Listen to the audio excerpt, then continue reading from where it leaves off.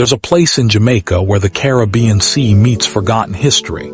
A town that once blazed with innovation, then faded into obscurity.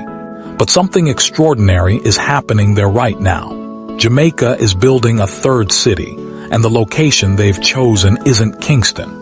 It isn't Montego Bay. It's a coastal town that most of the world has never heard of, yet it holds the key to reshaping an entire nation's future.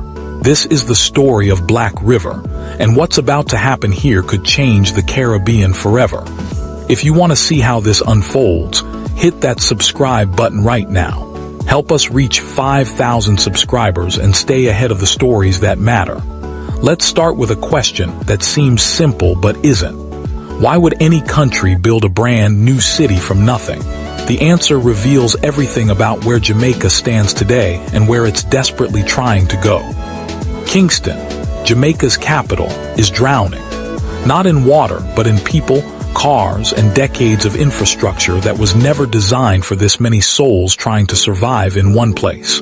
Over 600,000 people packed into an urban sprawl where traffic doesn't just slow down, it stops. Where housing prices have climbed so high that young professionals are forced to choose between crushing debt or living with family well into their 30s. The public transportation system, patched together over generations, creaks under demand it was never built to handle. Then there's Montego Bay, paradise for tourists, pressure cooker for residents. The second city has become so focused on serving international visitors that locals often feel like extras in their own hometown. Hotels rise while affordable housing falls behind. The wealth flows in, but it doesn't always flow down. And the infrastructure, much like Kingston's, is perpetually playing catch-up with a population that keeps growing and an economy that keeps demanding more. This is the reality driving Jamaica's bold decision. Two cities can't carry the weight of 3 million people's dreams. The island needs a release valve, a third option, a place where the mistakes of the past don't have to be repeated because everything starts fresh. But here's where it gets interesting. Jamaica didn't choose just anywhere. They chose a place with a story, a place that was once magnificent and has been waiting for a second act. Black River sits on Jamaica's south coast in the parish of St. Elizabeth. Today, if you drive through, you'll see a quiet fishing town, colonial buildings with peeling paint, narrow streets where the pace of life moves like the river itself, slow and steady. It's the kind of place that travelers pass through on their way to somewhere else, barely noticing what they're missing.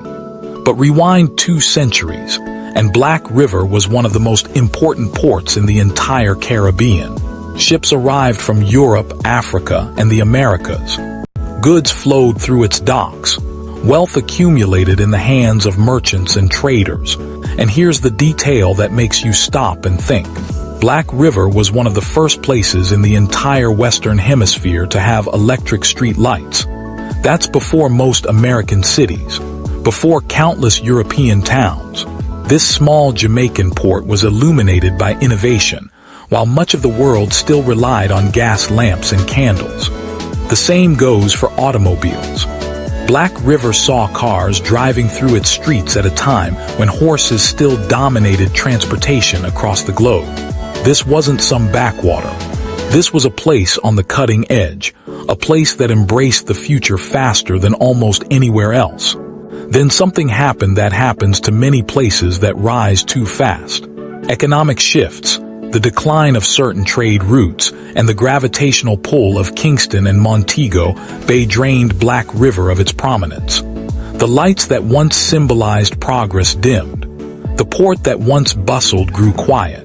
For generations, Black River became a footnote in Jamaica's story, remembered by historians but overlooked by planners. Until now, Jamaica's government has announced that Black River will become the island's third city, not just an expanded town, not just a development project, a full city with the infrastructure, institutions, and economic engines to stand alongside Kingston and Montego Bay. The goal is to create a hub that can absorb population growth, attract investment, generate employment, and distribute Jamaica's prosperity beyond the two urban centers that have monopolized it for so long. If this works, the impact could be staggering. Imagine tens of thousands of jobs created not over decades but within years. Construction workers building the foundations, engineers designing the systems, teachers filling new schools, doctors staffing modern hospitals, technology professionals launching startups in innovation districts, logistics experts managing expanded port operations. The employment cascade could reach into nearly every sector of Jamaica's economy. But employment is just the beginning. Consider education. Right now, Jamaica's top universities and research institutions cluster in Kingston. Students from rural parishes often face a cruel choice. Leave home for education or stay and limit your opportunities. A third city built with education as a pillar changes that equation. Imagine university campuses rising in Black River, research centers focused on Caribbean challenges, technical institutes training the next generation in renewable energy, digital technology, and sustainable development. Young Jamaicans from the South Coast wouldn't have to migrate to Kingston or overseas. They could study, innovate, and build careers without leaving their region. Then there's quality of life, something that gets lost in economic projections but matters enormously to actual human beings. This city could be designed from the ground up with livability in mind. Affordable housing integrated into the plan, not added as an afterthought. Public transportation that actually works, connecting neighborhoods efficiently. Green spaces woven throughout rather than squeezed in later. Cultural venues, markets, and community centers that give people places to gather, celebrate, and belong. It's the kind of city that urbanists dream about, but rarely get to build because most cities evolve chaotically over centuries. Black River has the rare opportunity to learn from everyone else's mistakes and do it right the first time.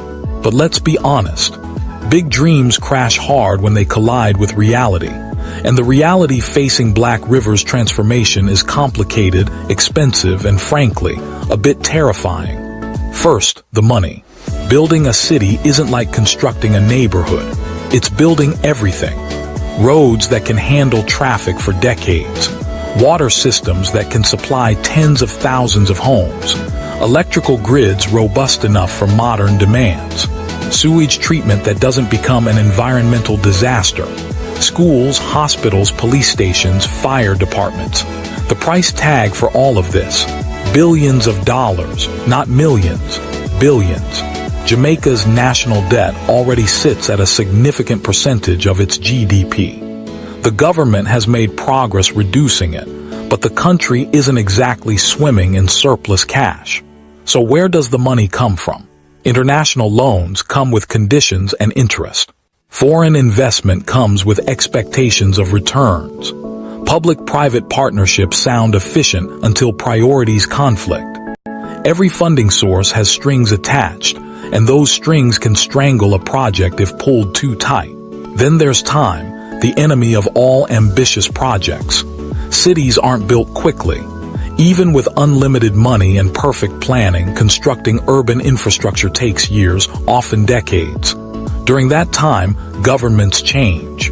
A leader passionate about Black River today might be voted out tomorrow, replaced by someone who views the project as the previous administration's vanity. Bureaucracies slow everything down with regulations, approvals, and processes that exist for good reasons but feel maddening when you're trying to move fast. And public enthusiasm, high at announcement, can fade as years pass without visible results. Look at almost any mega project in history and you'll find the same pattern. Announced with fanfare, delayed by complications, scaled back due to budget overruns, and finally completed years late looking different from the original vision. Jamaica needs Black River to avoid that pattern, but the odds aren't encouraging. And then there's the most sensitive challenge of all, trust, or rather the lack of it. Jamaicans have watched development projects promise transformation before. They've seen land acquired, often from people who had little choice but to sell. They've watched construction benefit foreign companies more than local workers. They've seen completed projects cater to wealthy outsiders, while original residents face higher costs and displacement. St. Elizabeth residents looking at Black River's transformation have every right to ask hard questions. Who benefits from this city? Will my family afford to live here, or will rising property values price us out? Will the jobs go to locals or imported labor? Will this city reflect Jamaican culture or become a generic urban space that could exist anywhere? These aren't cynical questions. They're learned questions, born from watching promises break before. If Black River becomes a place where ordinary Jamaicans can't afford to live, work, or feel at home, then it doesn't matter how modern the infrastructure is. It will have failed the very people it's supposed to serve. Jamaica can learn from others who have tried this. The world has seen nations attempt to build cities from scratch, and the results offer valuable lessons, both inspiring and cautionary. Brazil built Brasilia in the late 1950s, carving a new capital out of empty land in the country's interior. The vision was bold. Create a modernist masterpiece that would symbolize Brazil's future and draw development away from the crowded coast. The result is visually stunning, a UNESCO World Heritage Site filled with architectural marvels designed by Oscar Niemeyer. But talk to people who live there, and you'll hear complicated feelings. Brasilia can feel artificial, more monument than neighborhood. The grand design prioritized aesthetics over livability. Distances are vast, human scale often forgotten. It's a city that photographs beautifully, but doesn't always feel warm. Then there's Naypyidaw in Myanmar, a case study in what happens when ambition detaches from reality. The Myanmar government built an enormous new capital in the 2000s, spending billions on wide highways, massive government complexes, and infrastructure for 1 million people. There's just one problem. Barely anyone lives there. The highways are empty. The buildings echo with absence. Satellite images show a city that looks inhabited in renderings but ghostly in reality. Naypyidaw's failure teaches a brutal lesson. You can't command a city into existence.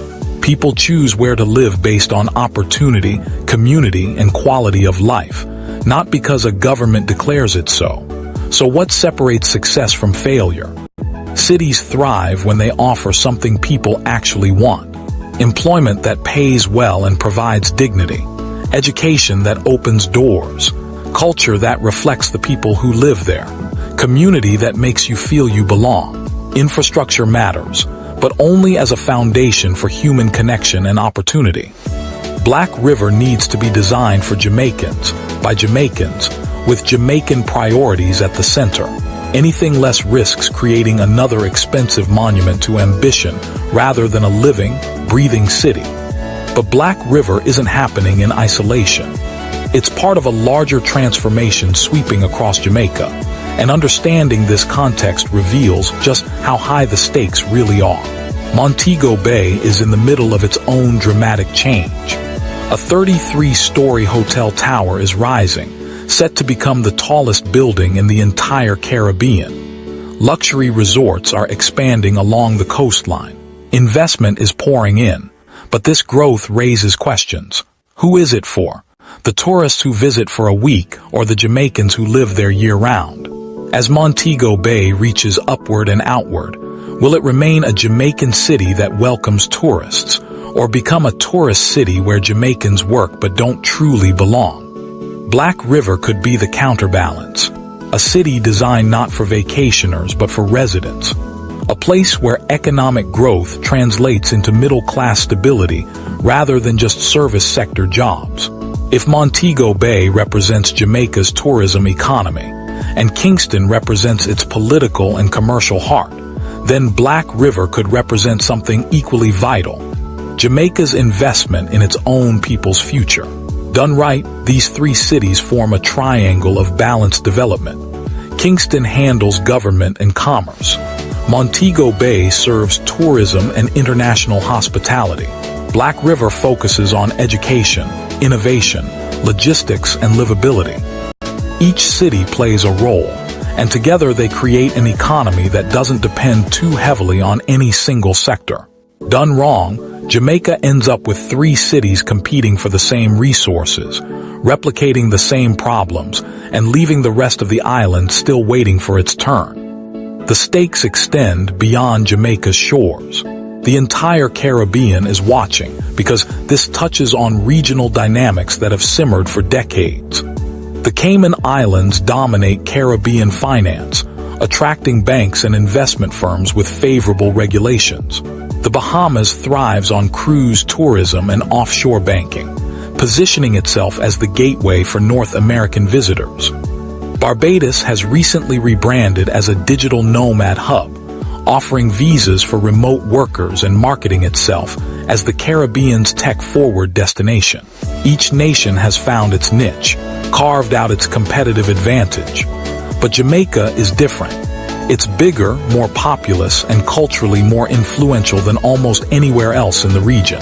Reggae, dancehall, Bob Marley, Usain Bolt, Jamaican cuisine, Jamaican slang.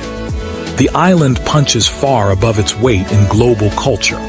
Yet economically, it has often struggled to convert that cultural power into infrastructure and prosperity. The potential has always been there, sitting just beneath the surface, waiting for the right catalyst. Black River could be that catalyst. A third city would give Jamaica the infrastructure backbone it's always lacked. Deep ports handling international cargo, industrial zones attracting manufacturing, tech campuses developing Caribbean solutions to Caribbean problems. If Jamaica can build a city that works, a city that demonstrates effective planning and execution, it shifts the entire region's perception. Jamaica stops being just the island with great music and fast runners.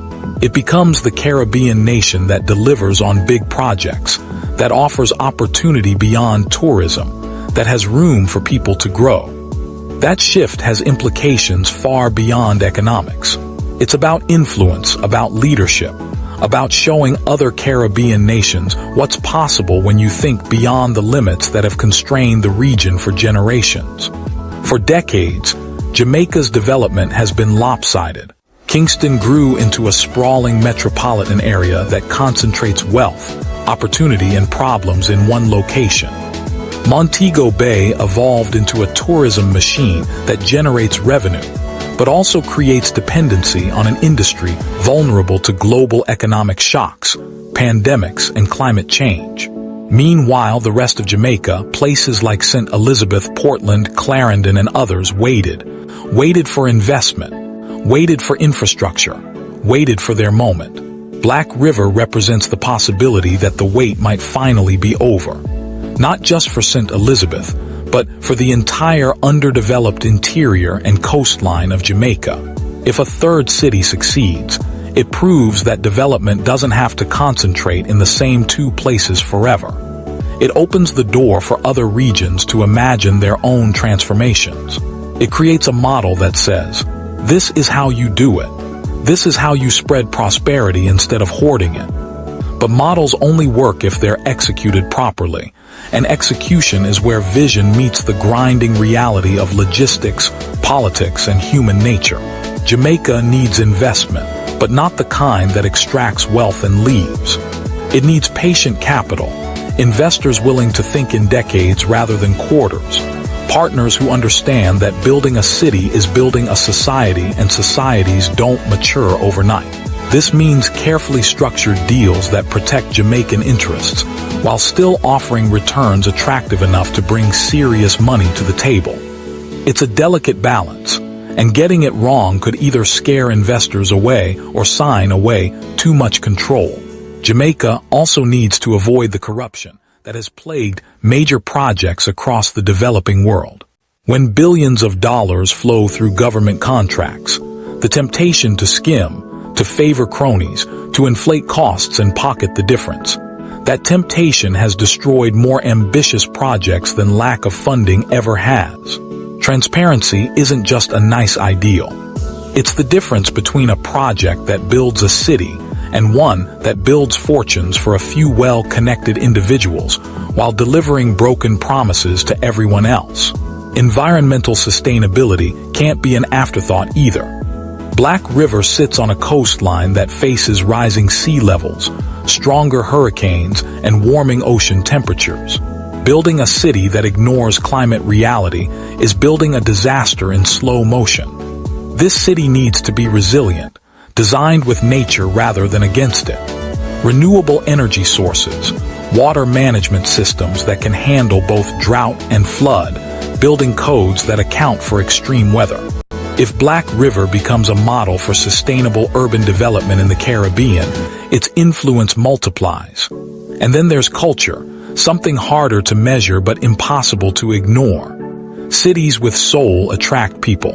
Cities that feel sterile repel them. Black River needs to honor its history while embracing its future. That means preserving colonial architecture that tells the town's story, creating spaces for markets, festivals, and music, ensuring that Jamaican identity isn't just preserved but celebrated. A city where you can feel you're in Jamaica, not in some generic urban development that could be anywhere. The human element matters most. Families in sync. Elizabeth right now are watching this unfold with mixed emotions. Hope that their children might find good jobs without leaving. Excitement that their region might finally receive the attention it deserves. But also anxiety. Anxiety that property taxes will rise beyond what they can pay. Anxiety that their neighborhood will be demolished for high rises. Anxiety that they'll become strangers in their own home, watching from the outside as others benefit from their displacement. These fears are legitimate, rooted in patterns seen worldwide. Gentrification isn't just an American or European problem. It happens anywhere development arrives faster than protections for existing residents. Jamaica has to get ahead of this.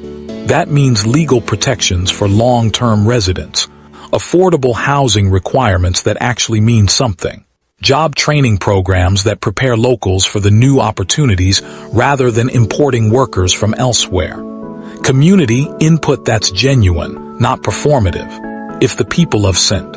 Elizabeth feel ownership over Black River's transformation, if they see themselves in the city's future, then the project has a foundation stronger than any building. If they feel excluded, resentful, left behind, then no amount of modern infrastructure will create a thriving city. The timeline matters too, though it's hard to predict. Initial phases might focus on infrastructure, the unglamorous but essential work of laying pipes, paving roads, and building utility systems. Early wins could include upgraded transportation links connecting Black River to other parts of Jamaica, making it easier for goods and people to move. Incentives for businesses to establish operations there, creating employment before the city fully materializes. But expectations need to be managed. The first years might look messy, construction zones and bureaucratic delays, moments where critics question whether anything is actually happening. This is normal for projects of this scale. But in the age of social media where patience is scarce and criticism is instant, Jamaica's leaders will need to communicate clearly, celebrate small victories, and maintain momentum even when progress feels slow. Success won't arrive all at once. It will come in stages. The first businesses opening, the first families moving in, the first students graduating from new schools, the first generation of children who grow up thinking of Black River not as a quiet town but as a thriving city with opportunity. That generational shift, that change in perception, that's when you know the transformation is real. And if it works, if Black River succeeds in becoming a functional, prosperous, livable third city, the ripples extend far beyond Jamaica. Other Caribbean nations will study what Jamaica did, how they funded it, how they planned it, what worked and what didn't. Regional organizations might invest in similar projects elsewhere. The Caribbean could shift from a collection of economies dependent on tourism and offshore finance to a region with diversified, resilient economies capable of weathering global changes. But failure casts a long shadow too.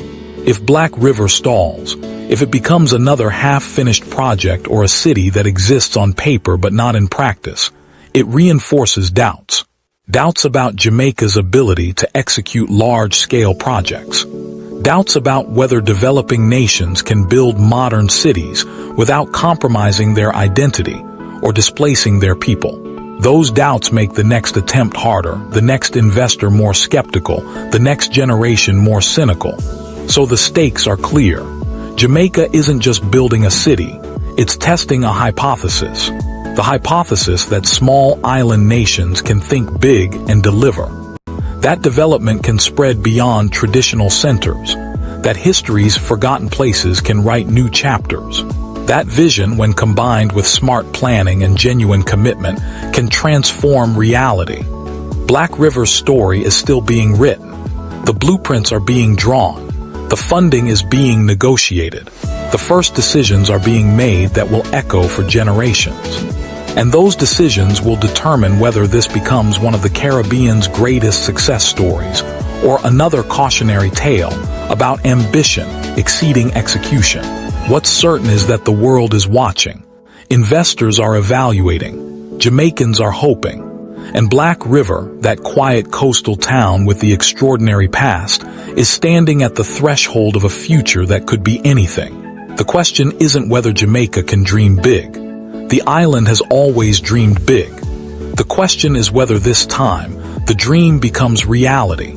Whether the lights that once made Black River shine across the Caribbean will shine again, brighter and for everyone. Whether a nation of 3 million people can build not just a city, but a symbol of what's possible when you refuse to accept limitations. Only time will tell. But the fact that Jamaica is trying, that it's willing to take this risk, to invest in its own future, to believe that Black River can rise again, that itself says something powerful about where this island is going. The story continues. The construction begins, and the future, uncertain but full of possibility, waits to be built.